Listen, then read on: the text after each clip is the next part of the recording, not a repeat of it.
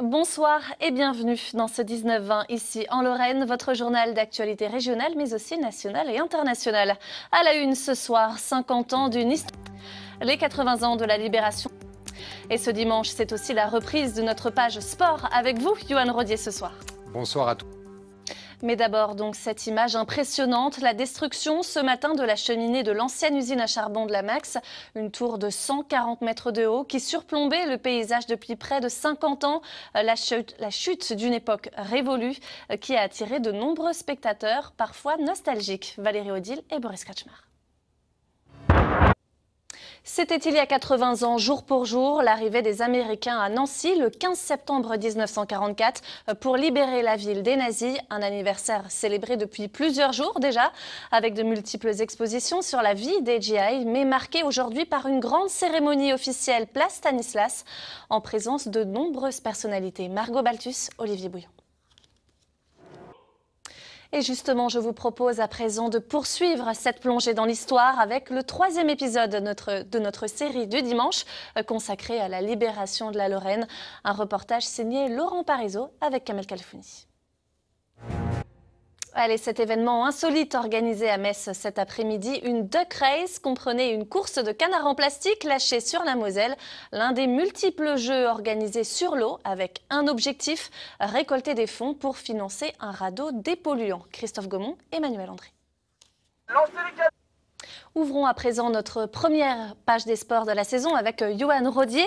Johan, on ouvre donc cette saison avec du handball, avec les Messines qui disputaient leur premier match de Ligue des Champions à domicile ce samedi. Du week-end, Merci beaucoup Johan et on retrouvera Samuel Mulin la semaine prochaine à cette même place. On continue de parler sport avec la fin des JO de Paris qui a donc écrit une nouvelle page de l'histoire du sport, des médailles, de la joie, des déceptions aussi et toujours de belles images. Impossible d'être exhaustif, voici celle que nous avons retenue.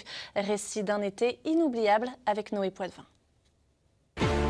Voilà donc pour ces magnifiques images. Place à présent à l'actualité nationale et internationale.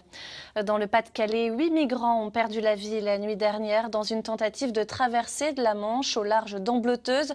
6 rescapés ont été hospitalisés, dont un nourrisson de 10 mois en hypothermie. Carole Guyon, Lucille Marcon et Céline Marchand. Une marche blanche a réuni plusieurs centaines de personnes aujourd'hui à Grenoble.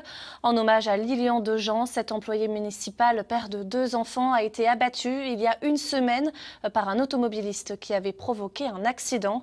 Le meurtrier, présumé âgé de 25 ans, est toujours en fuite. Toutes les précisions sur ce sujet avec Marthe Dolphin et nos équipes en région. Des pluies torrentielles et des évacuations par milliers. La tempête Boris sème la dévastation en Europe centrale et orientale. Son bilan s'est alourdi à au moins 7 morts et plusieurs disparus. Le récit de Marthe Dolphin. Tout doit disparaître. T-shirts, drapeaux, goodies. Les souvenirs des JO s'arrachent. Des braderies des Jeux se déroulent pendant un mois, un peu partout en France, à Paris aussi. Le Megastore des Jeux ferme ses portes ce soir, après avoir connu des records d'affluence. Julien Azoulay, Alexandre Guin et Stéphane Guillemot. Voilà pour l'essentiel de l'actualité de ce dimanche 15 septembre. Ce soir, vous retrouverez votre série Brokenwood. Belle fin de semaine à vous et à lundi, 12h25 sur France 3.